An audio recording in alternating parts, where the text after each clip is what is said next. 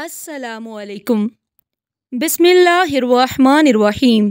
میں بیوہ ہوئی تو ایسے لگا جیسے کسی نے میرے سر سے چھت چھین کر مجھے کڑی دھوپ میں کھڑا کر دیا ہو۔ کھانے پینے کے بھی لالے پڑ گئے تو سوچا کہ کیوں نہ اپنے مکان کا نیچے والا پورشن کرائے پر چڑھا دیتی ہوں تاکہ 2 وقت کی روٹی تو پوری ہو سکے۔ میں نے اپنے محلے میں کہہ دیا تھا کہ مجھے کرایہ دار کی ضرورت ہے جو مجھے مناسب کرایہ دے سکے۔ اس خبر کو بھی 2 گھنٹے بھی نہیں گزرے تھے کہ ایک عورت میرے گھر آ گئی۔ وہ سر سے پیر تک چادر میں ڈھکی ہوئی تھی۔ وہ بولی میں تمہارے گھر کرائے پر رہنا چاہتی ہوں۔ میں نے فوراً سے حامی بھر لی اور اپنا سامان اٹھا کر چھت کے اوپر ایک ٹینٹ لگا کر اس میں رہنے لگی۔ کرایہ دار عورت عجیب سی تھی۔ میں نے اس سے گلنے ملنے کی کوشش کی مگر وہ ہر دفعہ اپنا دامن بچا لیتی۔ کرایہ بھی اس طرح ڈر ڈر کے پکڑاتی کہ مجھے حیرت ہونے لگتی کہ یہ بھی تو میری طرح ایک عورت ہی ہے نا، پھر میرے سامنے پردہ، یہ تکلف کیسا۔ ایک روز میں کرایہ لینے کے لیے گئی تو اچانک زلزلہ آ گیا تو وہ عورت گھبرا کر باہر بھاگی۔ جیسے میری نظر اس کے چہرے پر پڑی تو میرے تو پیروں تلے سے زمین نکل گئی، کیونکہ وہ تو میرا ہی شوہر، میرا 5 سال کا بیٹا بلک بلک کر رو رہا تھا۔ باپ کی یاد میں وہ بالکل ہی بکھلا گیا تھا، سارا دن روتا رہتا اور رات بھر بخار میں تپتا رہتا۔ اب بھی اس نے یہی ضد لگا رکھی تھی کہ بابا کے پاس جانا ہے۔ میں نے اپنے بیٹے کو گلے سے لگایا تو خود بخود آنسو نکلنے لگے۔ میں نے دل ہی دل میں اپنے مرحوم شوہر کو مخاطب کیا اور کہا، کاش عمران آپ اتنی جلدی ہمیں چھوڑ کر نہ جاتے۔ آپ کے جانے سے صرف آپ کا بیٹا ہی یتیم نہیں ہوا، میں بھی یتیم ہو گئی ہوں۔ آپ تو میرے لیے سایہ دار شجر تھے۔ اتنے میں میرے گھر کے دروازے پر دستک ہوئی تو میں جلدی سے اٹھ کر دروازہ کھولنے لگی۔ سامنے عورت کھڑی تھی جو مکمل طور پر پردے میں ڈھکی ہوئی تھی۔ وہ بولی، میں نے سنا ہے کہ آپ اپنا ایک کمرہ کرائے پر دینا چاہتی ہیں۔ میں ایک اکیلی عورت ہوں، اس بڑی دنیا میں میرا کوئی نہیں ہے۔ اگر آپ مناسب سمجھے تو میں منہ مانگا کرایہ دینے کو بھی تیار ہوں۔ میں حیرت سے اس عورت کو دیکھنے لگی کیونکہ میں نے ابھی 2 گھنٹے پہلے ہی ایک پڑوسن سے کہا تھا کہ مجھے کرایہ دار کی ضرورت ہے، اور اب ایک عورت میرے دروازے پر آ کھڑی ہوئی۔ میں نے اسے گھر میں بلا لیا۔ وہ آ کر صوفے پر بیٹھ گئی اور بڑی حسرت سے میرے گھر کی ایک ایک چیز دیکھنے لگی۔ مجھے ہمیشہ سے ہی بری نظر پر بڑا یقین رہا، اب تو میرا شوہر بھی انتقال کر گیا تھا۔ دل میں ڈر اٹھنے لگا کہ کہیں یہ عورت میرے گھر کو نظر ہی نہ لگا دے۔ میں نے اس عورت سے چند بنیادی سوالات پوچھے تو وہ بڑا سوچ کر جواب دینے لگی۔ وہ بولی، میرا نام نسرین ہے۔ شادی کے 2 سال بعد شوہر نے اولاد نہ ہونے کی وجہ سے مجھے طلاق دے کر دوسری شادی کر لی۔ میں پہلے گاؤں میں رہتی تھی، جاب کی تلاش میں شہر آ گئی ہوں۔ آپ کو منہ مانگا کرایہ دوں گی، آپ کو مجھ سے کسی بھی قسم کی کوئی پریشانی نہیں ہوگی، کوئی بھی شکایت نہیں ہوگی۔ میں نسرین کی بات سن کر غمزدہ ہو گئی اور بولی کہ میری کہانی بھی بالکل آپ جیسی ہے۔ میرا شوہر 2 ہفتے پہلے ہی انتقال کر گیا ہے۔ میرا بیٹا باپ کی جدائی میں دن بھر روتا رہتا ہے۔ اب آپ آ گئی ہیں تو شاید میرے بیٹے کا بھی دل آپ کے ساتھ لگ جائے۔ نسرین ایک پل بھی تاخیر کیے بنا بولی، نہیں، مجھے بچوں کا شور بالکل بھی پسند نہیں ہے۔ میں اس گھر میں اسی لیے آئی ہوں کیونکہ مجھے پرائیویسی چاہیے۔ میں نے سر ہلا دیا۔ پھر وہ عورت کل آنے کا کہہ کر چلی گئی۔ چھپ کے میں اپنا سا منہ لے کر رہ گئی۔ میں نے تو سوچا تھا کہ چلو نسرین میری غمسار بن جائے گی، مگر وہ تو بڑی سخت مزاج تھی۔ مجھے پہلے ہی پتا تھا کہ جو زیادہ دیندار لوگ ہوتے ہیں وہ ایسے ہی سخت ہوتے ہیں۔ وہ اپنی پردہ داریوں اور ایمان کا رعب دوسروں پر جھاڑتے پھرتے ہیں۔ میں نے سوچ لیا تھا کہ کل جب نسرین میرے گھر رہنے کے لیے آئے گی تو اس سے کہہ دوں گی کہ میں آپ کو کرائے پر نہیں رکھنا چاہتی۔ انہی باتوں کو سوچتی ہوئی میں کچن میں چلی گئی کہ کچھ کھانے کو بنا لیتی ہوں۔ آٹے کی بالٹی دیکھی تو وہ بالکل خالی ہو چکی تھی۔ دالوں کے ڈبے دیکھے تو سب کے سب مجھے منہ چڑھا رہے تھے۔ میرا دل گھبرانے لگا کہ یا اللہ میں اپنے بیٹے کو کیا کھلاؤں گی۔ ایک ایک کر کے میں نے کچن کے سبھی کیبنٹ کھول کر چیک کیے، مگر سب کے سب کیبنٹ خالی تھے، کچھ بھی نہیں تھا کھانے کے لیے۔ میری آنکھوں سے آنسو ٹپکنے لگے۔ میں نے اللہ سے مدد کا سوال کیا اور اٹھ کر کھڑی ہو گئی۔ میں کیبنٹ بند کرنے لگی تو ایک شاپر نیچے گرا پڑا۔ اس کو کھول کر دیکھا تو اس میں تھوڑے سے چاول پڑے ہوئے تھے۔ وہ مٹھی بھر چاول مجھے قارون کے خزانے سے کم نہیں لگ رہے تھے۔ میں نے رو رو کر اللہ کا شکر ادا کیا اور وہ چاول چولہے پر چڑھا دیے۔ میں نے تلخ حقیقت کو تسلیم کرنے کی کوشش کی، میں بیوہ ہو چکی تھی، سرمایہ تو تھا نہیں میرے پاس، پھر میں نسرین کو کیسے نہ اپنے گھر رکھتی۔ میں نے سوچا کہ اس کے آ جانے سے کم از کم میرے گھر کا چولہا تو چلنے لگے گا۔ اگلے دن ڈری سہمی سی نسرین صبح ہی میرے گھر آ گئی۔ میں نے اس کے آنے سے پہلے اپنا سامان اوپر شفٹ کر لیا۔ چھت پر ایک چھوٹا سا اسٹور روم تھا۔ میں نے کمرے کے ساتھ ہی ٹینٹ لگا لیا اور سارا سامان نکال کر اس میں رکھ دیا اور اپنے لیے اپنا کمرہ سیٹ کر لیا۔ ہم دونوں ماں بیٹا بڑی مشکل سے اس کمرے میں رہ رہے تھے اور گزارا کر رہے تھے۔ دوپہر میں میں نے فہیم کو سلا دیا۔ خود میرا جی بہت گھبرا رہا تھا، اس لیے میں نے سوچا کہ کیوں نہ نسرین سے پوچھوں کہ اسے کچھ چیز کی ضرورت تو نہیں ہے۔ میں نیچے گئی تو کمرہ بالکل خالی پڑا تھا۔ نسرین تو وہاں تھی ہی نہیں۔ عجیب بات تھی نا، کیونکہ اس نے تو مجھ سے کہہ رکھا تھا کہ وہ کسی کو نہیں جانتی۔ نسرین گھر نہیں تھی تو میں اس کے کمرے میں چلی گئی۔ میں اپنی شادی والا البم ادھر ہی بھول گئی تھی۔ میں نے الماری کھولی تو آنکھیں پھٹی کی پھٹی رہ گئی، کیونکہ اس میں تو مردانہ کپڑے ٹنگے ہوئے تھے۔ میں ہکا بکا سی الماری کے سامنے کھڑی، جب میں کھٹکے کی آواز پر چونک گئی۔ پیچھے پلٹ کر دیکھا تو میرے تو پیروں تلے سے زمین نکل گئی، کیونکہ وہاں پر نسرین کھڑی تھی۔ وہ غصے سے بولی، ماہا، یہ انتہائی غیر اخلاقی حرکت ہے، تم میری غیر موجودگی میں میری الماری کو کیوں کھولے کھڑی ہو؟ میں بکھلا گئی اور جلدی سے ہاتھ آگے بڑھا کر اسے اپنے ہاتھ میں پکڑی البم دکھا دی۔ میں بولی، میں اس البم کے لیے اس کمرے میں آئی ہوں، میرے مرحوم شوہر کی یادیں ہیں، اس لیے میں یہ لینے آئی تھی، مگر میں حیران ہوں کہ نسرین مردانہ لباس کیوں پہنتی ہے۔ نسرین ہنس کر بولی، ماہا، تم یہ میری بڑی سی چادر، میرے ہاتھوں میں دستانے دیکھو تو کیا تمہیں لگتا ہے کہ میں مردانہ لباس پہن سکتی ہوں؟ یہ تم ایک نیا کاروبار شروع کرنے کی سوچ رہی ہوں، اس لیے میں گاؤں سے مردوں کے لباس لے کر آئی ہوں تاکہ 4 پیسے ہی بن جائے۔ میں نے مسکرا کر بات ختم کر دی، مگر میرے دل میں نسرین کے لیے بدگمانیاں پیدا ہو چکی تھی۔ وہ مجھ سے کچھ نہ کچھ تو ضرور چھپا رہی تھی، کیونکہ میں اندھی تو نہیں تھی جو نئے اور پہنے کپڑوں میں پہچان نہ کر سکوں۔ میں چھت پر آ کر سوچنے لگی کہ نسرین کیا پتا میرے ساتھ کوئی دھوکہ کر رہی ہو، وہ یہ پردے وغیرہ کا ڈونگ رچا کر مجھ پر اپنی دینداری کی ساخت بٹانا چاہتی ہو، جبکہ حقیقت میں ویسی ہو ہی نہ۔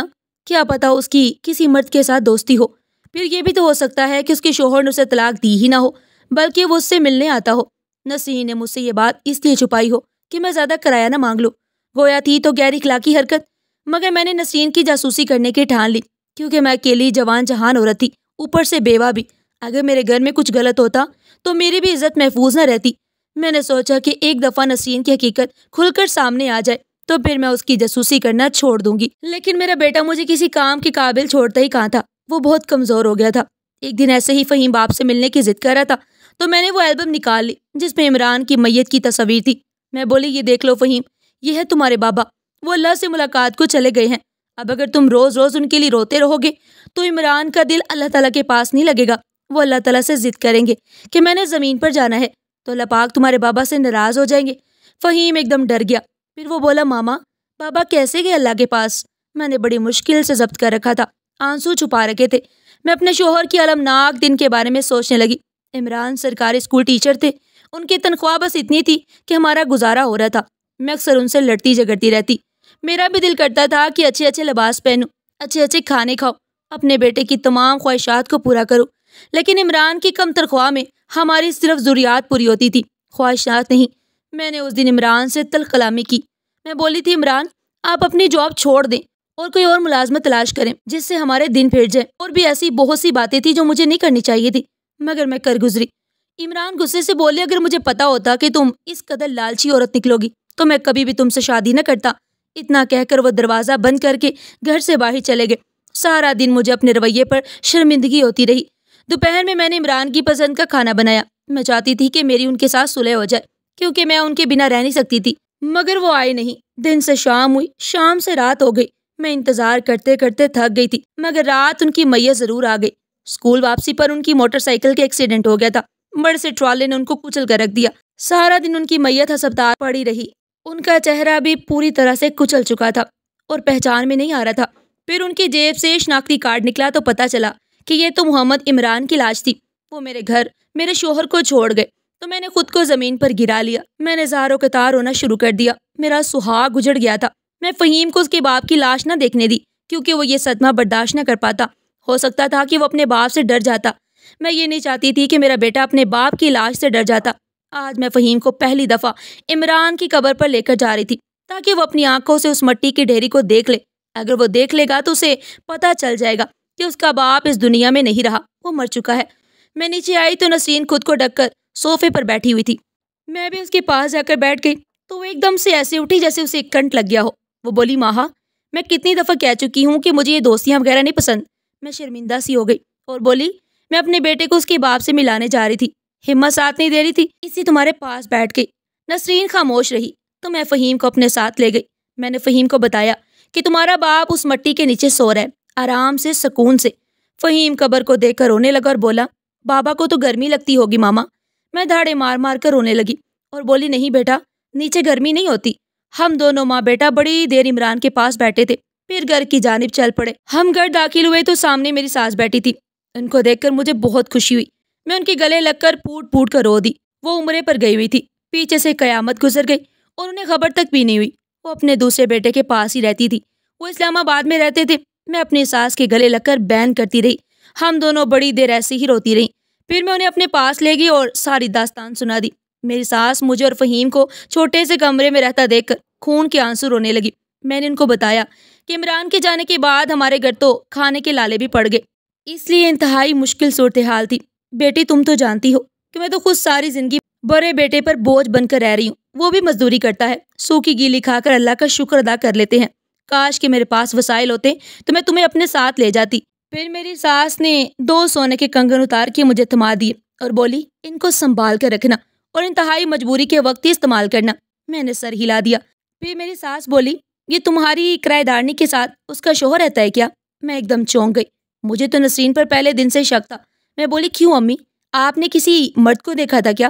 میری ساس بولی نہیں، مرد کو تو نہیں دیکھا، مگر مرد کے جوتے پڑے تھے، سگریٹ وغیرہ بھی تھا، اس لیے کہہ رہی ہوں بیٹی بہت احتیاط سے کام لینا، سچی ذات صرف رب کی ہے۔ میں نے سر ہلا دیا۔ میری ساس 2 دن رہ کر واپس چلی گئی۔ میں نے اپنی ساس کی چوڑیاں بازار میں لے جا کر فروخت کر دی۔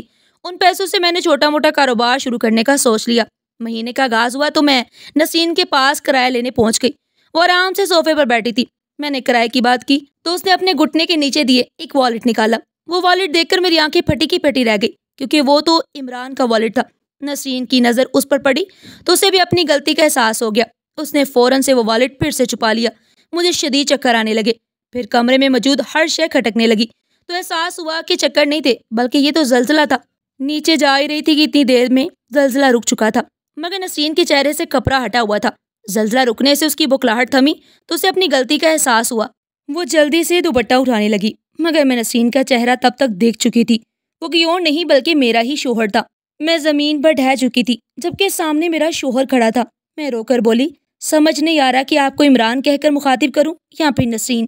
میں آپ کو کبھی معاف نہیں کروں گی۔ میں تڑپ تڑپ کر رونے لگی۔ میں بولی کیا ہوا اگر میں آپ سے کپڑوں کی فرمائش کر دیا کرتی تھی؟ اس کی یہ سزا؟ آپ نے مجھے بڑی جوانی میں بیوہ ہونے کا روک دے دیا۔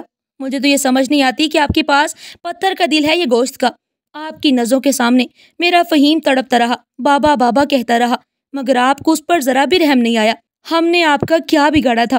چلو یہ تو سمجھ میں آتا ہے کہ آپ کو مجھ سے گلہ تھا، شکوہ تھا، مگر آپ کی بوڑھی ماں، ان کا کیا قصور تھا؟ وہ کس طرح تڑپ تڑپ کر روتی رہی آپ کے لیے، مگر آپ نے تو ان کا بھی احساس نہیں کیا۔ میں اپنے تمام دکھڑے عمران کے سامنے سناتی رہی، وہ بھی میرے ساتھ روتے جا رہے تھے۔ پھر بولے میری بات تو سنو ماہا، پھر بتانا میں قصوروار تھا یہ نہیں۔ تمہیں یاد ہوگا آخری کچھ مہینوں سے ہمارے درمیان کس قدر لڑائی جھگڑے ہونے لگے۔ میں تمہاری ذرا سی بات پر کس طرح بھڑک اٹھتا تھا۔ لڑائی جھگڑا تو روز کا معمول بن چکا تھا۔ تمہیں نہیں پتا کہ میں کس تکلیف سے دوچار تھا۔ میرے ہارمونز تبدیل ہو رہے تھے۔ میں ایک مختلف انسان بن چکا تھا۔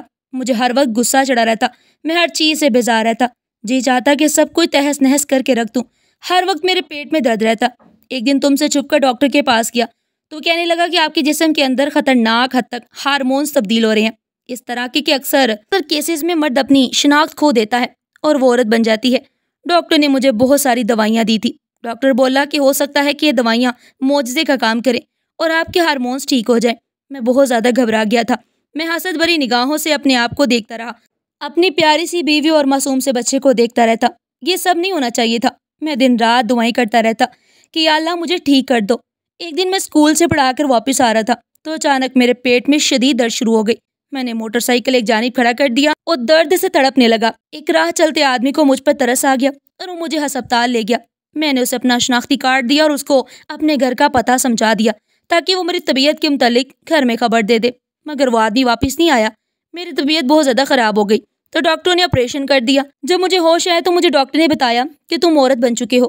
مجھے لگا کہ میرے سر پر آسمان گر پڑا ہے۔ پھر مجھے پتا چلا کہ جس شخص کو میں نے گھر کی جانب روانہ کیا تھا اس کا تو راستے میں ہی ایکسیڈنٹ ہو چکا تھا۔ میں نے سوچا کہ اسی میں اللہ کی کوئی نہ کوئی بہتری ہوگی۔ میں نے گھر آ کر دیکھا تو تم اس آدمی کو میری لاش سمجھ کر دفنا چکی تھی۔ میں ایک رات میں پوری دنیا سے کٹ گیا تھا۔ اپنی فیملی ہونے کے باوجود اکیلا رہ گیا تھا۔ میں سڑکوں پر مارا مارا پھرتا تو مرد مجھے ایسے دیکھتے جیسے میری بوٹی بوٹی نوچ لیں گے۔ پھر خیال آیا کہ میں تو عورت بن چکا ہوں، باہر کا ماحول بھی میرے لیے محفوظ نہیں تھا، اس لیے میں چادر اوڑھ کر اس گھر میں کرایہ دار بن کر رہنے آ گیا۔ ماہا، مجھے دن رات تمہاری یاد ستاتی ہے۔ تمہارا کیا ہوگا؟ میرے فہیم کا کیا ہوگا؟ فہیم روتا تھا تو جی چاہتا تھا کہ میں بھاگ کر اسے سینے سے لگا لوں، مگر میں تم سے ڈرتا تھا ماہا۔ تم تلخ مزاج عورت ہو، تم میرے راز کو راز نہ رکھ پاتی اور ایسے میں دنیا بھر میں ایک تماشا بن کر رہ جاتا۔ میں تماشا نہیں بننا چاہتا تھا مہا، اسی تم سے بھی حقیقت چھپا لی۔ یہ میرا کیا بنے گا؟ میں کہاں جاؤں گا؟ میں کیا ساری زندگی ایسے ہی چپ کر بیٹھا رہوں گا؟ عمران کی باتیں سن کر میں پھوٹ پھوٹ کر رونے لگی۔ میں نے عمران کے آگے ہاتھ جوڑ دیے اور بولی، مجھے میری ساری زیادتیوں کے لیے معاف کر دیں۔ میں جیسی بھی ہوں، زبان کی تیز ہوں، بد لحاظ ہوں، مگر عمران ہوں تو آپ کی نہ۔ میں مر جاتی مگر آپ کا راز کسی کو نہ بتاتی۔ میں آپ کو اپنی سرآنکھوں پر بٹھا کر رکھتی۔ آپ نے آج تک میری کفالت کی ہے، آگے میں آپ کی کفالت کروں گی۔ عمران بولے، مہا میں عمر بھر تمہارا احسان مند رہوں گا۔ عمران نے مجھے کاروبار کرنے کے ہنر سکھائے، میں نے ان کی مدد سے اپنا کاروبار شروع کر لیا۔ اللہ نے مجھے برکت دی۔ عمران اب بھی نسرین بن کر نیچے ہی رہتے تھے، مگر مجھے آسرا تو تھا نا کہ میں اس بڑی دنیا میں اکیلی نہیں ہوں۔ ہم نے فہیم کو عمران کے متعلق نہیں بتایا کیونکہ وہ بڑی مشکل سے سنبھلا تھا۔ ایک دن میں عمران کو ناشتہ دینے نیچے گئی تو عمران بے دم پڑے تھے، ان کا انتقال ہو چکا تھا۔ میں ایک دفعہ پھر سے بے سہارا ہو چکی تھی، مگر اب میں پہلے سے بہت زیادہ مضبوط ہو چکی تھی۔ میں نے محلے میں اعلان کروا دیا کہ میری کرایہ دار عورت انتقال کر گئی ہے۔ میں نے عمران کو اللہ کے سپرد کر کے نئی زندگی کا آغاز کر لیا، مگر میں اب بھی عمران کے بنا ادھوری ہوں۔ میری دعا ہے کہ اللہ عمران کی بخشش فرمائے اور ہم سب کو صبر جمیل عطا فرمائے۔ ناظرین، آج کی کہانی آپ کو کیسی لگی؟ کمنٹ باکس میں اپنی قیمتی رائے کا اظہار ضرور کیجیے گا، اور اس طرح کی سبق آموز کہانیاں سننے کے لیے ہمارے چینل ایڈیو پن پوائنٹ کو ضرور سبسکرائب کریں، اور اگر ویڈیو اچھی لگی ہو تو زیادہ سے زیادہ شیئر کریں اور لائک کرنا مت بھولیے گا۔ اپنا اور اپنے پیاروں کا بہت خیال رکھیے گا۔ شکریہ۔ اللہ حافظ۔